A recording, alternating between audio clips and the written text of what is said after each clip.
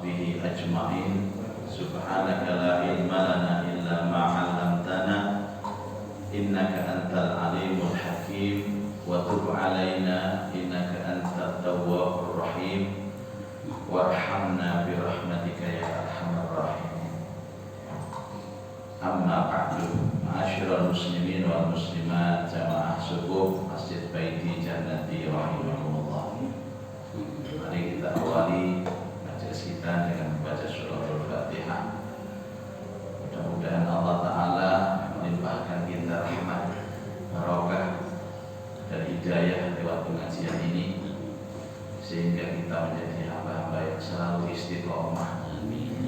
Istiqomah dalam taat, istiqomah dalam ibadah, istiqomah dalam dakwah dan berjuang di jalan Allah, istiqomah dalam amal soleh. Dan mudah-mudahan nanti kita mendapatkan ilmu yang manfaat. Al-Fatihah. A'udzubillahi minasyaitonir rajim. Bismillahirrahmanirrahim. Alhamdulillahirabbil alamin arrahmanir rahim maliki yaumiddin. Iyyaka na'budu wa iyyaka nasta'in. Ihdinas siratal mustaqim, siratal ladzina an'amta 'alaihim ghairil maghdubi 'alaihim waladdallin. Amin. Pagi hari ini kita akan melanjutkan sejarah perjalanan Rasulullah dengan tema daya tarik kepribadian Rasulullah sebelum nubuwah. Nubuwah itu sebelum diangkat menjadi nabi. Nabi Rasul. Napa bedanya nabi Rasul? Nabi itu orang yang diberi wahyu untuk dirinya dan keluarganya. Rasul orang yang diberi wahyu untuk dirinya dan umat manusia. Ada nabi itu sekaligus rasul. Ada nabi yang tidak rasul. Banyak Bapak Ibu. Nabi yang diutus itu hanya untuk keluarganya juga ada. Jenengan ini termasuk nabi atau rasul? Angel. Baik. Dan dua-duanya mendapat mukjizat. Mukjizat itu kelebihan dari Allah untuk melemahkan musuh-musuhnya. Makanya dari kata ajaza yu'jizu itu melemahkan. Di bawah Nabi itu ada yang mendapat karomah. Siapa dia? Namanya wali. Jamaknya aulia. Nah, wali ini benar-benar kekasih Allah. Tapi bahasa wali ini kemudian menjadi bahasa umum, sehingga banyak di antara kita juga menjadi wali. Wali murid, wali nikah, wali kota, dan wali-wali daya tadi. Di bawahnya lagi ada namanya orang biasa. Orang biasa itu dianugerahi Allah berupa ilham.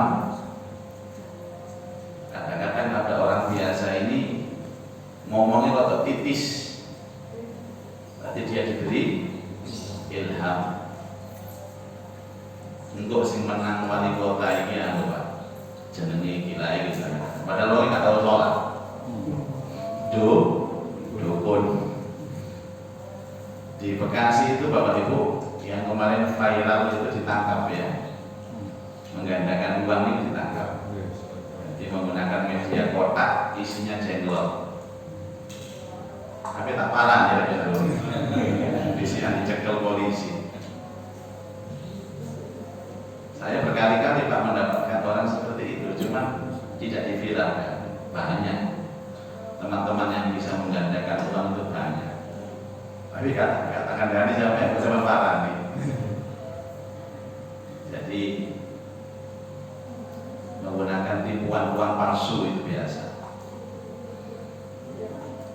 Kemarin hanya kertas jadi uang, dalam daun jadi uang itu banyak. saya pernah itu datang diundang khataman Quran, terus menantang saya, Pak. Oh, saya datang ini kan nggak pernah menyebutkan tarif kan. Dan haram bagi saya kalau diundang orang itu dimintai tolong kemudian menyebutkan Rasulullah, menyebutkan angka itu haram bagi saya.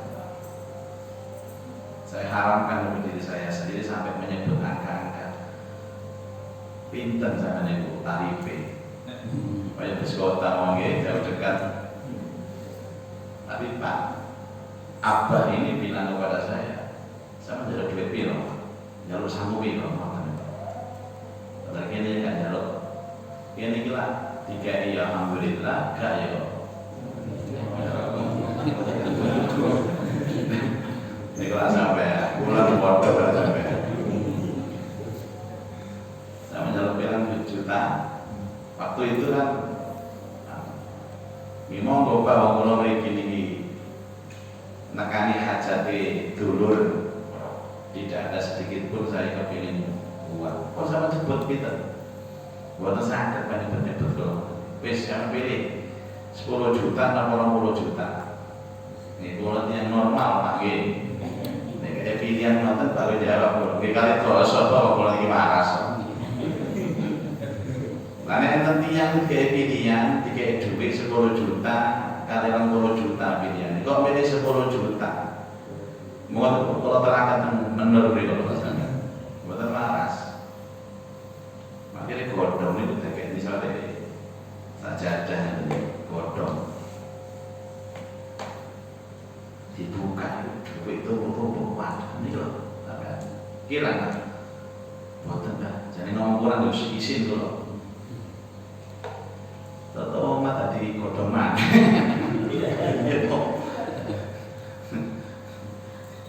yang napa sing asli itu namun kali Pak, 2 lembaran itu yang merah 200.000. Liyane kodaman sing asli loro tok. Oh sing asli tak jual sampai seminggu tetap ya 200 itu ternyata yang 20 juta itu kok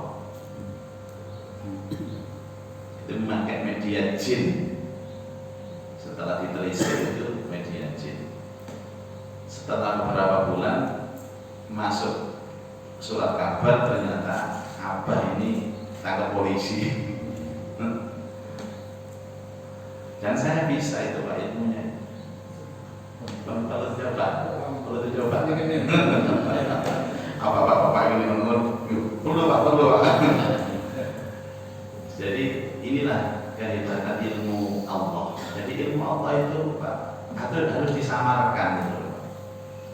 Harus disamarkan. Kita tujuannya ya ini kepingin viral, oh gampang viral ya. Tapi kalau viral itu kok jadi motor akeh apa gunanya? Dan itu mudah sekali, mengelabui mata orang itu mudah. Tapi orang yang berkonspirasi dengan jin itu pasti sesat. Wa annahu kana rijalun minal ins ya'uduna birijalin minal jins fazaduhum rahaqa. Allah Ta'ala yang menyampaikan ada orang itu yang hidupnya selalu berinteraksi dengan jin, maka dia akan tambah kesesatannya. Dan saya tidak mau mengorbankan itu Bapak Ibu. Untuk kena anak kulo, dan kucu kulo, dan putu kulo, dan lain sebagainya. Tapi ini tadi Ustadz Kiai ini jelas masalah kayaknya tinggi, sulit terkenal ya memang. Paling sing ngaji ini memang baca-baca. Makanya kita ini butuh istiqomah, tak butuh hebat-hebatan. Ngaji ini butuh hebat-hebatan. Karena kita sama-sama kepingin tahu Islam yang sebenarnya itu seperti apa, makanya ngaji. Dan Rasulullah ini juga tidak seperti nabi-nabi dulu Pak. Nabi itu kan mukjizatnya disamarkan sama Allah. Ya ada yang melihat, ada yang tidak. Beda dengan dulu. Kalau dulu kan langsung tongkat Nabi Musa dilempar dari ular, dilempar belah lautan. Apalagi Nabi Isa Nabi Isa itu tangannya menyentuh orang buta sembuh, menyentuh orang lumpuh sembuh, orang mati disentuh ini hidup lagi. Makanya fitnah terbesar itu justru mukjizatnya Nabi Isa. Disebut Al-Masih yang menyentuh, apapun yang disentuh sakarepe tadi. Sinten Pak sing boten kepincut kaya ngoten. Godhong sentuh dadi duit. Duit disentuh dadi godhong. Dajjal juga nanti begitu, Dajjal, hati-hati Bapak Ibu. Maka saya pesan kepada jamaah semua, Bapak Ibu jangan gumun, jangan mudah heran dengan orang-orang yang praktek seperti itu. Karena Dajjal itu nanti datang itu dengan perform seseorang yang sakti mandraguna. Saya setuju. Nanti ada penyakit yang dia tebarkan sendiri, virus. Makanya saya sering mengatakan corona ini koyok-koyok virus Dajjal itu. Dan tidak ada obat kecuali mereka yang bikin obatnya sendiri. Dajjal yang bikin obatnya. Jangan melayani dokter merono kaiso. Yang menyembuhkan cuma Dajjal sendiri. Obatnya dari Dajjal sendiri. Sama kayak corona ini. Tidak ada hujan, ditebarkan virus seluruh dunia. Saya bahas Indonesia. Dokter sana tidak bisa menyembuhkan, dokter sini tidak menyembuhkan. Aneh, dokternya sendiri yang kena corona bisa. Dan yang bisa menyembuhkan itu cuma satu, istilah vaksinasi. Dan vaksinasi itu berasal dari sumber yang menebarkan virus pertama kali, Cina. Ini nyata di depan mata Bapak Ibu. Tapi kenapa kita tidak bisa melihat? Karena saya ngomong kayak gitu lah. Ustaz musik itu main dermawan. Ya karena saya tidak punya kekuatan. Kekuatan saya itu hanya mempengaruhi jamaah pada saat pengajian. Walaupun tidak ada pasukan perang ya. Ini yang terjadi. Jadi ada penyakit ditebarkan, tidak ada satu dokter di Indonesia kurang pintar rokok. Gak bisa dengan obat itu gak bisa. Baru kali ini. Masa goblok kabeh dokter itu. Profesor sudah berapa juta dokter di Indonesia tidak bisa menyelesaikan persoalan. Dokternya ya divaksin ya. Ini kok perbuatan media ya barani polisi ya. Barangnya apa jadi seragam coklat nih. Ternyata satpam, karena satpam sekarang seragamnya juga mirip polisi. Nggih. Ya sudah. Yang penting ini informasi. Jadi jangan mudah takjub dengan orang yang berbuat seakan-akan dia sakti. Nah ini ambil wong koyo ngono ae kita itu takjub Pak. Bagaimana Dajjal tadi datang? Kok gak geleng-geleng jenengan? Hebat. Dan fitnah yang terbesar itu kalau kita ini berbuat sesuatu terus oleh Allah langsung dikabulkan. Misalkan saya menjaluk langsung kabul. Sama datang ke rumah saya misalkan, kalau ini sakit Pak, tadi tahu betul dokter, betul sakit, betul kuat biaya. Tolong sama Tuhan, tolong ya Allah sembuhkan penyakit jamaah ini. Moro waras.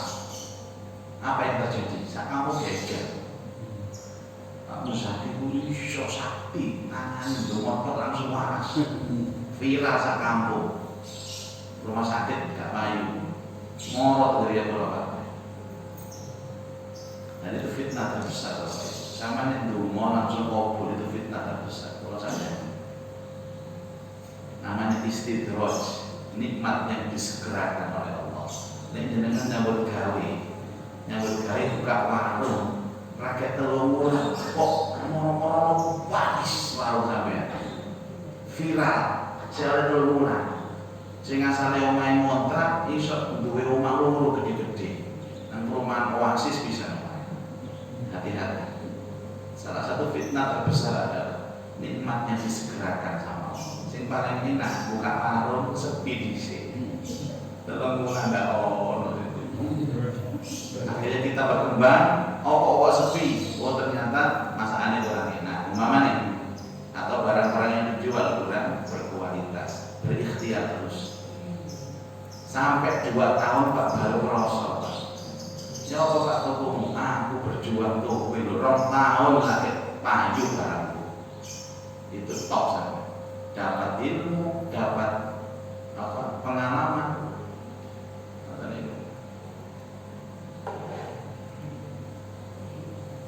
Jadi agama ini unik Bapak Ibu. Ini mboten ngaji, mboten saged agama. Terus ana wong lanang rabi wong wedok. Wong wayu nurut. Fitnah itu Bapak Ibu. Wong enak sampean, soalnya ayu nurut bisa. Yang paling bagus itu kata ayu. Rotor cerewet. Sampeyan mau perjuangan nih Pak. Kata ayu itu ya apa caranya bojo tambah ayu. Jadi ikhtiar orang ini. Ya, ojo betul ojo betul. Kan itu wis gak ayu, ireng, ojo betul. Kan betul ini sampe tambah ireng Pak. Itu ikhtiar namanya. Terus perkara cerewet akhlaknya tidak bagus, kita berjuang mendidik sing apik. Supaya ada nilai perjuangan di hadapan Allah. Nek sampean rabi, terima ganti wis apik, gaya apa Pak? Mana perjuangannya? Hah? Tidak ada nih, bujuku kok cerewet Pak. Alhamdulillah, aku akan berjuang. Ya apa kiranya bujuku gak cerewet? Ngoten lho. Tiba ya orang tahu tambah cerewet. Ya Allah. Jadi lo gagal mani.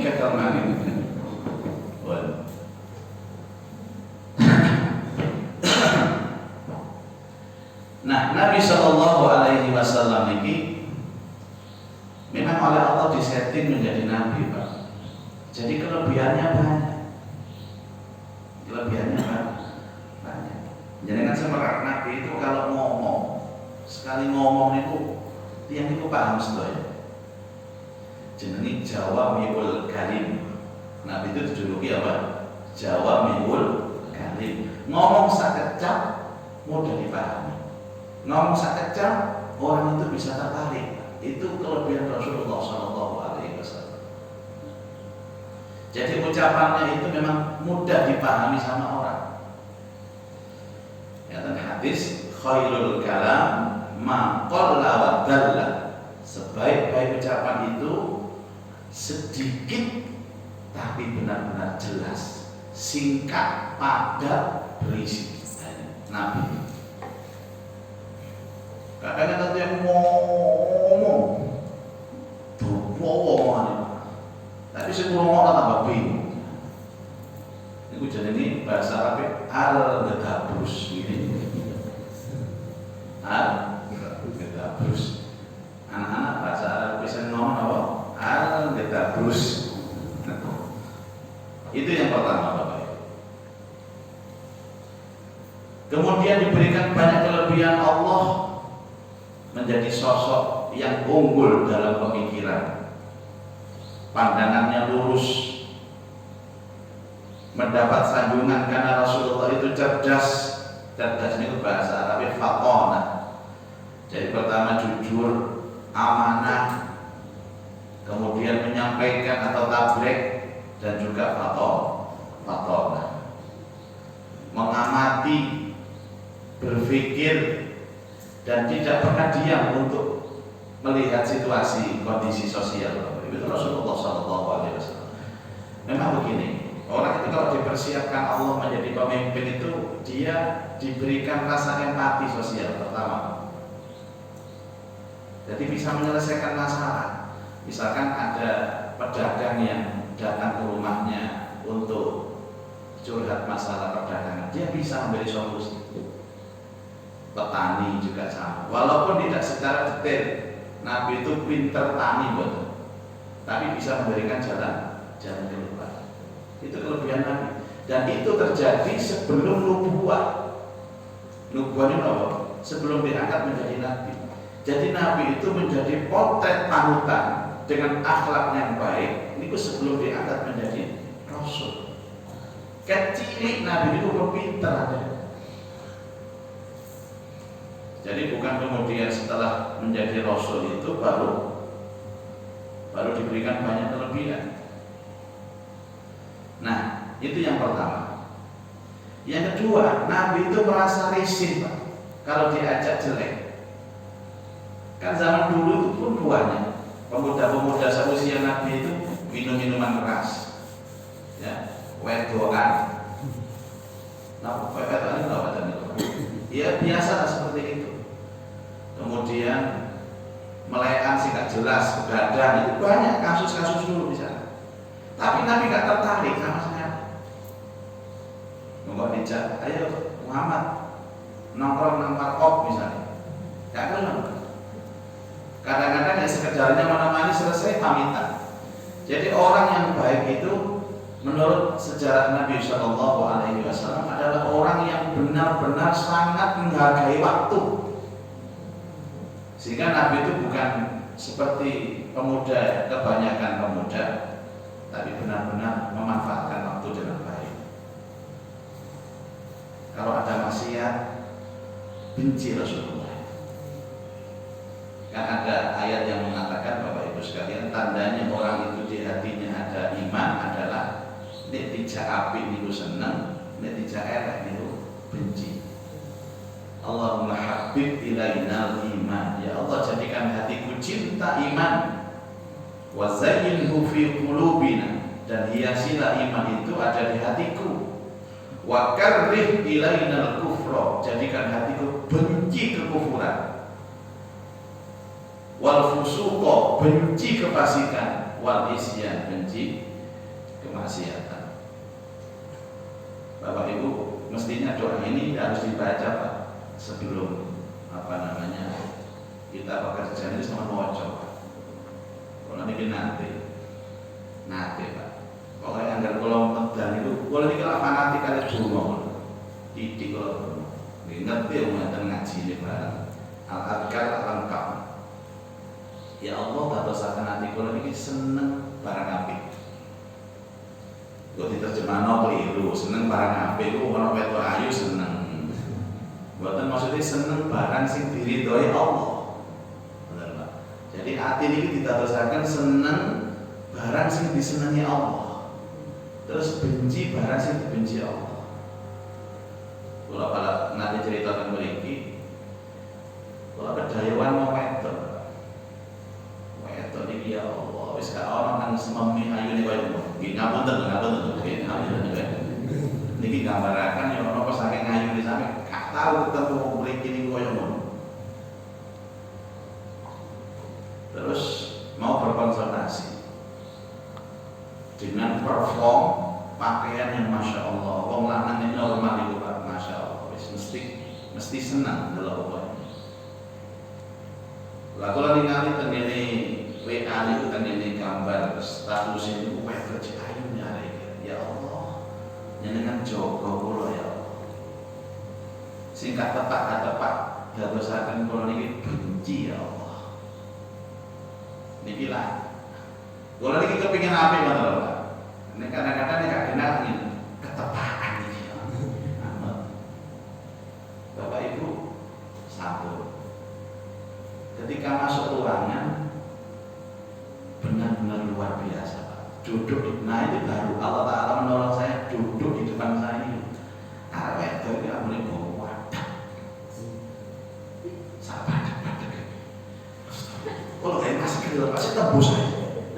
Maaf Mbak, menjauh. Nah dia dikira menjauh itu apa dewe koyo alim ngoten nggih. Koyo alim gak dalam wedok ayu ngoten nggih. Padahal kalau gak seneng Pak asli Pak. Tapi apa wae itu wadah. Tambahnya dek tambah wadah. Masya Allah. Aneh lah ruangan wes wangi, cedek wadah. Akhirnya saya itu tidak betah, aku mutar. Akhirnya kalau putusi sampai setengah jam, maaf Pak ya, saya ada acara lagi ya.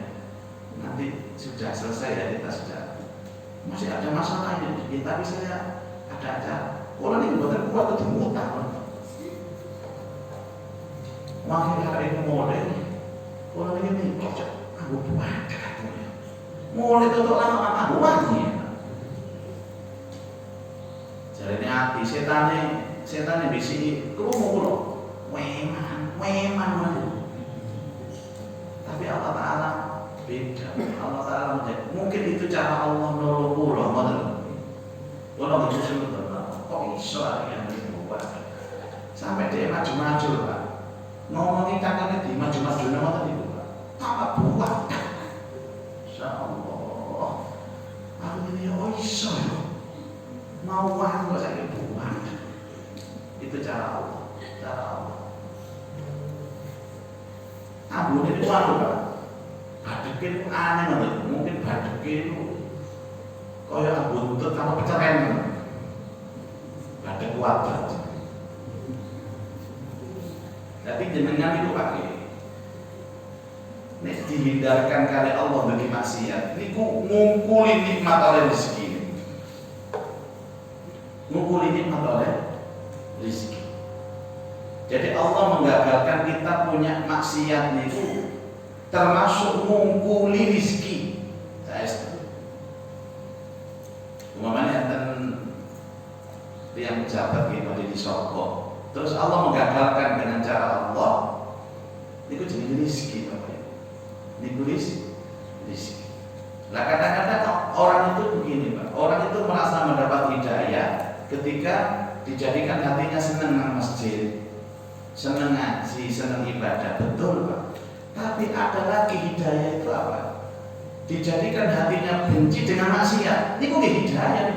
Niku ge apik.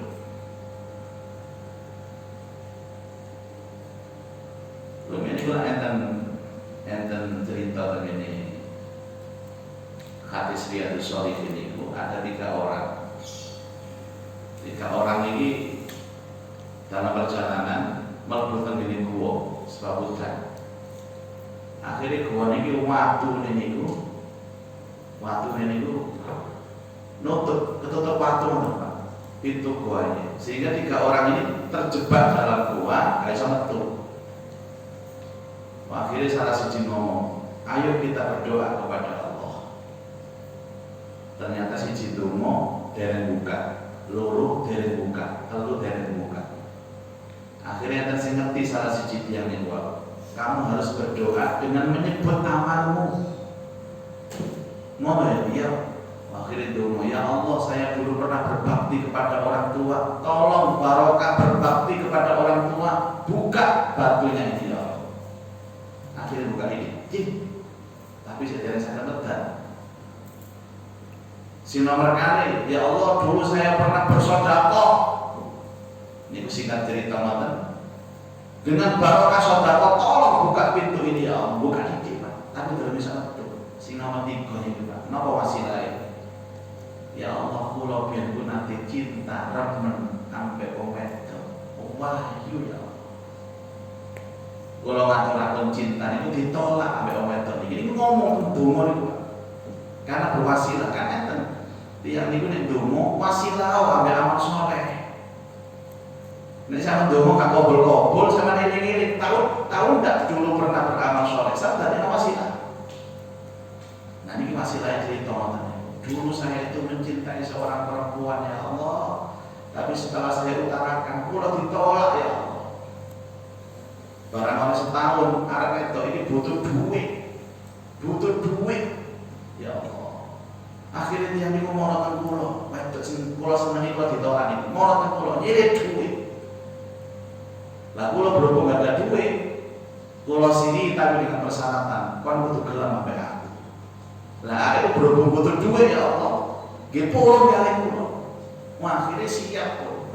Karena bakal gadok. Kalau niki eling jenengan ya Allah. Mboten sido. Akhire kula melayu, doa kok tambah melayu. Ya Allah, nek menawi niku kula lakoni, krana panjenengan tolong yang buka niki ya Allah, awani.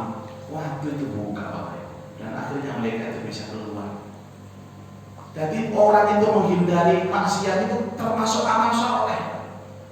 Nek tadi tengene hati seni wis kare begagan, doanya wis begagan. Terus kan ya apa? Karena beles tak itu.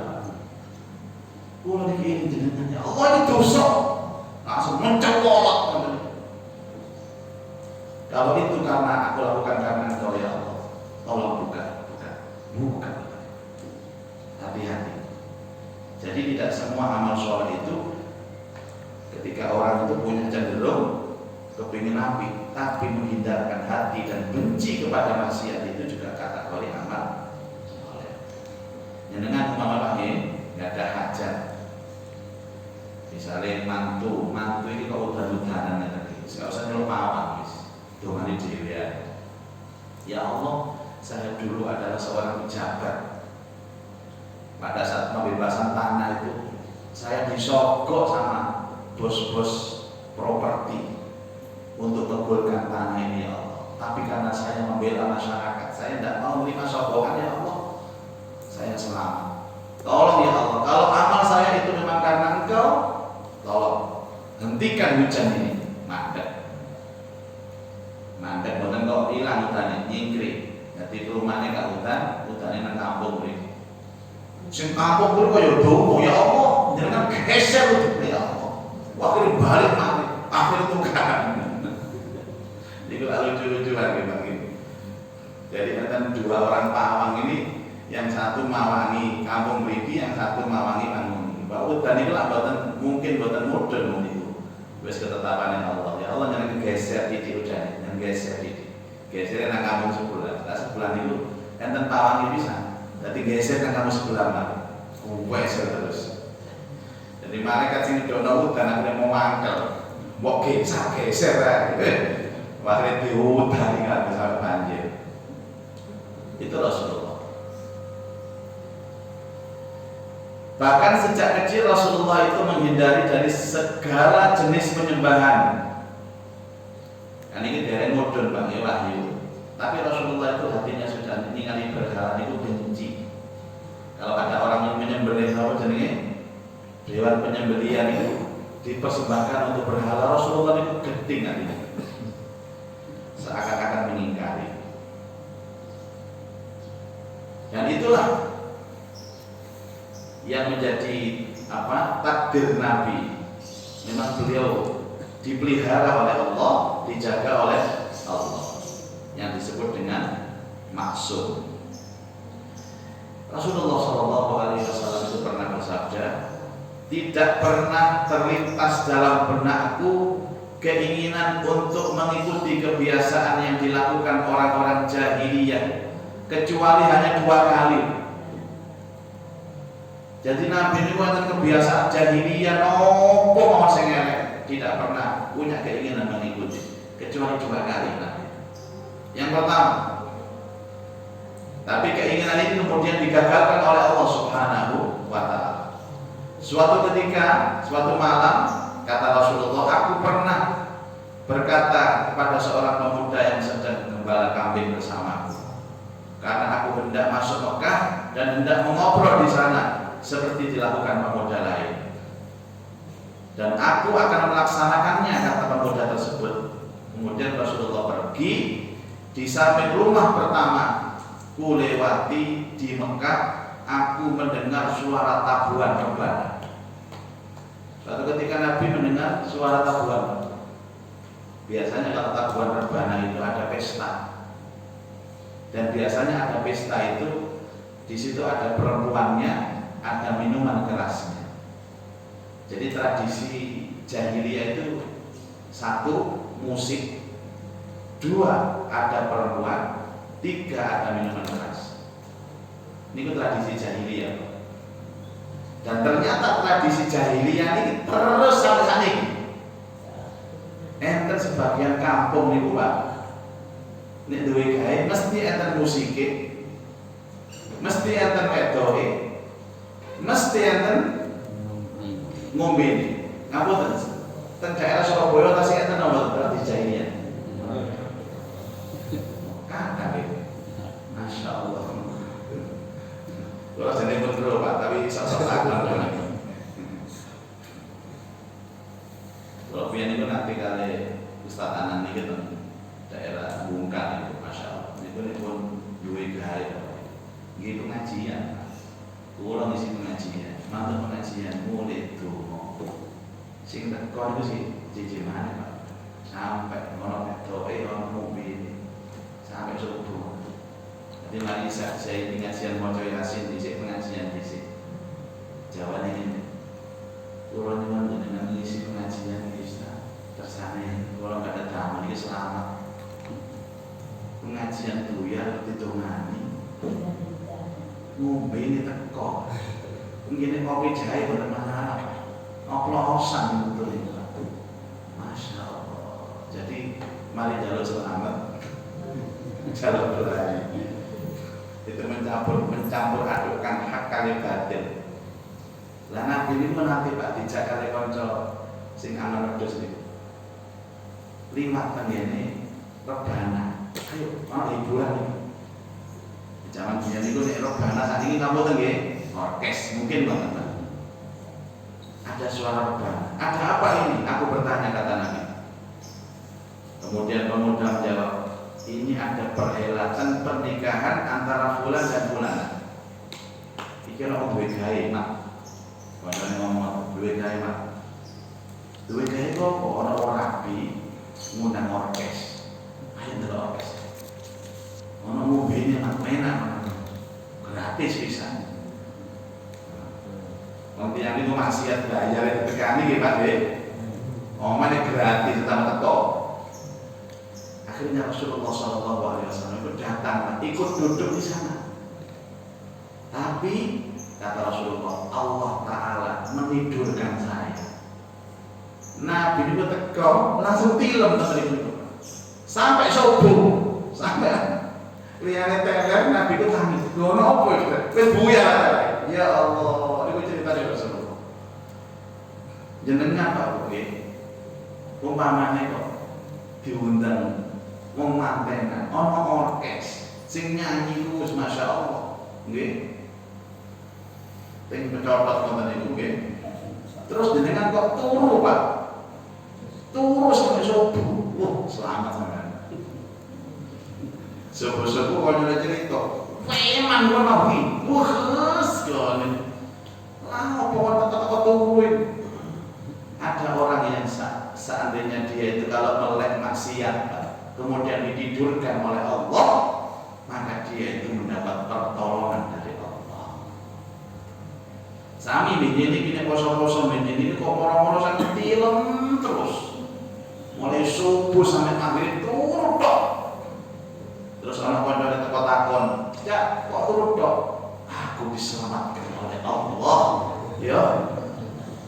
Kok nek gaya yang ngaji ini ditiru. Hanya itu ruan namanya. Jadi orang itu dihindarkan Allah dari maksiat itu hidayah. Ini yang pertama, Rasulullah Sallallahu Alaihi Wasallam. Yang kedua, Al-Bukhari juga meriwayatkan, tatkala Ka'bah ini sedang direnovasi, Nabi Sallallahu Alaihi Wasallam ikut bergabung bersama dengan Abbas mengambil batu. Abbas berkata kepada beliau, angkatlah jubahmu hingga di atas lutut. Nah, maksudnya Abbas ngomong itu? Angkatan Muhammad, jubahmu itu angkatan supaya nggak nyerimpet. Nah, kalau ngangkat Bapak Ibu, otomatis Nabi itu harus mempertontonkan aurat, kan Bapak sih? Aurat yang mana itu pun ya Pak? Antaranya jempol kali udah baina surah warubah. Nabi itu disuruh untuk mengangkat bajunya, dan kalau mengangkat di atas lutut otomatis mempertontonkan aurat, dan itu berdosa. Angkat Muhammad jubah itu. Nah, agar engkau tidak terluka oleh batu, karena boten dirimpat kan. Namun karena itu beliau justru jatuh terjerembab ke tanah. Diangkat Pak, tambah lugur Rasulullah. Kan aneh nih, kan aneh.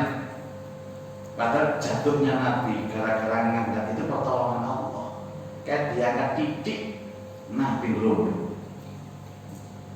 Akhirnya dikembalikan lagi, tidak sampai kelihatan lututnya.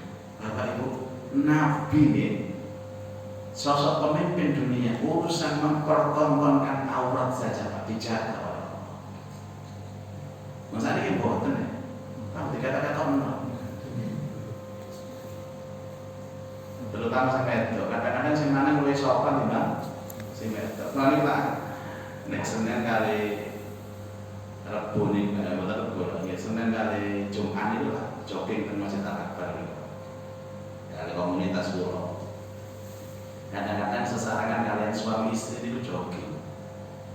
Beberapa pasangan namanya, baik pasangan muda maupun pasangan setengah tua maupun pasangan tua. Kalau amati, kok aneh. Justru sing lanang ini sing joko aurat. Trinine dawa-dawa, longgar-longgar. Data sing wedok trinine cekak-cekak. Nyapet-nyapet. Aneh padahal. Padahal aurat wong lanang kali wedok luwih napa? Luwih rapat mestine wong wedok. Lho Nabi urusan aurat pun dijaga oleh Allah Subhanahu wa taala. Berarti akhirnya Nabi ini Islam. Itulah Rasulullah SAW menonjol di tengah-tengah kaumnya karena akhlaknya lemah lembut, sifat-sifatnya mulia, sabar, jujur, amanah, semua melekat pada diri Rasulullah SAW. Dan itulah yang sering digembor-gemborkan atau dijelaskan oleh istrinya sendiri. Siapa? Ummul Mukminin, Ibunda Khadijah. Makanya bapak-bapak, kalau panjenengan itu dianggap seorang yang baik atau suami yang baik, maka yang perlu ditanyakan itu kepada siapa? Kepada istrinya. Panjenengan seberapa kalau ini tiang saya takut bojo kula, Pak. Mesti jujur nih. Pun tanggal jamaah mesti ya apa Pak Zaki tiang saya ini biasa ini mami. Buatan jaminan sama takut bojo kula. Ya apa Pak? Ya bojo kula ngomong apik berarti kalau tiang apik, Pak. Tapi bojo kula ngomong gak apik, ya napa? Tambah Zaki sapa iki? Males. Berarti kalau boten apik. Makanya kalau ini sering kali bojo kula ini kula sapa mau maksudnya napa kula jamaah. Pokoke kok nek ngomong yo ono takon jawaban nanti kula ngapi yo. Sampai dua-dua ini. Ini artinya apa? Saya tidak butuh harus napa niku, Pak. Orang itu aku pengen dilem-lem mboten, Pak. Tapi saya cuma satu, kula ini kepengin bojo kula nelem kula. Nek wong liya kan pengaruhne. Sama masih nelem kula ndak pernah pengaruhne. Tapi nek bojo kula nelem kula itu pengaruhne juga. Itulah yang dilakukan oleh Ummul Mukminin Khadijah. Bapak Ibu, ini terjadi sebelum nubuwah. Sebelum usia Rasulullah 40 tahun. Setelah itu baru Rasulullah menginjak 40 tahun, di sanalah turun Al-Qur'an, diangkatlah Rasulullah menjadi nabi, dan disitulah mulai pertentangan dan kebencian itu muncul justru di kalangan keluarga dekatnya. Ya, jadi saat turunnya diangkat Nabi Rasul itu tidak ada yang benci kepada Rasulullah. Setelah Rasulullah diangkat menjadi Rasul, justru banyak yang benci kepada Rasulullah. Sebab apa, Pak? Sebab ketika diangkat menjadi Rasul, Nabi niku apik kanggo awake dhewe. Tapi setelah diangkat menjadi Nabi dan Rasul, Nabi itu mengajak orang untuk berbuat baik. Ini loh bedanya, Pak. Nek ana wong apik kaya awake dhewe jenenge saleh, mungkin mboten apa saleh. Tapi nek tiyang niku ngejak wong apik jenenge muslim, iku bedane. Nek sampean dadi tiyang saleh, ndak ana sing benci, Pak. Jenengan moro nek sebutan masjid iki nggih, jamaah, ndak ada yang benci orang kampung. Tapi coba sampean berangkat nang masjid, ambek nondo ki larane tonggo-tonggo, ayo salat, Pak. Salat, ayo iki melok salat, Pak. Nanti serampang sandal jepit sampean. Niku sik lumayan. Nek serampang lopen, loro. Dan sakitnya di sini, Pak. Hati-hati. Makanya kalau ngeten, orang-orang yang apik kanggo awake dhewe, ahli jamaah, disenengi wong Pak sampean, saya setuju. Aman hidup kita kalau kita baik. Tapi ketika kita mengajak orang lain, disitulah mulai tidak aman. Nah, makanya pahalanya beda. Nek wong apik kanggo awake dhewe niku pahalanya 10. Tapi kalau kita mengajak orang lain itu pahalanya 1000. Makanya Rasulullah dalam hadis, rahimallahu rajulan. Allah itu merahmati seorang laki-laki Aiqadha lailahu, dia bangun pada malam harinya. Wa aiqadha ahlahu, dia bangunkan istrinya. Jenengan tahajud itu Pak, tok. Tapi pahalanya hanya 10. Tapi nek nglugahi bojo ambek anak. Tambah tok aman. Niku sing angel, Pak. Niku sing angel. Nek kula jamaah subuh teng masjid sanggup Bapak Ibu. Tapi ngejak keluarga kula melok teng masjid iki sing angel. Ini namanya musyrik. Disitulah kebencian itu mulai muncul. Nek jenengan teng masjid, bojone sik turu, anake sik turu, jenengan dicintai perkara anak-anak sampean. Aku suka loh apa itu ahli masjid. Nah sekali-kali ayo ditangani. Ayo tangi. Ayo melok apa nama masjid. Di situ lah sampai bencian sampean. Kita nama deh. Oh kuai Pak. Kalau pegel lah niku ngono. Iki sing duwe pengalaman. Uangnya orang kaya. Teng kampung iki ngoten. Jenengan teng kampung salat ngene iki saman, Pak. Itu yang dilakukan oleh teman-teman jamaah tabligh. Ya, tabligh itu kan misinya untuk mengajak, Pak. Tapi kadang-kadang ya ditolak oleh masyarakat sebab terlalu frontal. Enten bungkal niku enten ditekani jamaah tabligh. Waktu niku kula enten MTQ nasional Palangkaraya. Geger tukaran gara-gara ngejak jamaah. Jadi mau nang masjid itu wis nginep nang masjid utawa napa? Utawa kompor, utawa pancing ngoten niku karepe niku. Terus nek subuh keliling kampung ini, dodok. Bapak, sholat Pak, jamaah ke masjid Pak. Sholat apa ya? Kalau Pak, sholat. Mau tukaran Pak. Mau sih ambil bojone. Makanya diusir oleh orang-orang kampung. Padahal logikanya apa Pak? Mereka itu mengajak baik kan Pak? Nggih, mengajak baik. Lapa diusir dan mereka itu ngejaknya ya nonton mboten ngomongin apa? Sholat Pak, sama apa masjid Pak? Ya karena ngajak itu loh Bapak Ibu. Karena ngajak. Ya Pak, ngejaknya apa? Nyelungi duit ngoten. Pak, ada uang Pak. 500.000 ke masjid ya Pak. Oh iya siap. Jadi sama ditanya, sama nek mau dadi apik awake dhewe tok. Tidak ada yang membenci sampai. Sekali kita mengajak orang, kita mulai kebencian itu akan muncul. Itulah yang dirasakan oleh Rasulullah antara sebelum nubuwah dan setelah nubuwah. Insya Allah kita bahas nanti setelah nubuwahnya pada pertemuan yang akan datang. Dan hari ini semoga kita mendapatkan hidayah ilmu yang Al-Fatihah.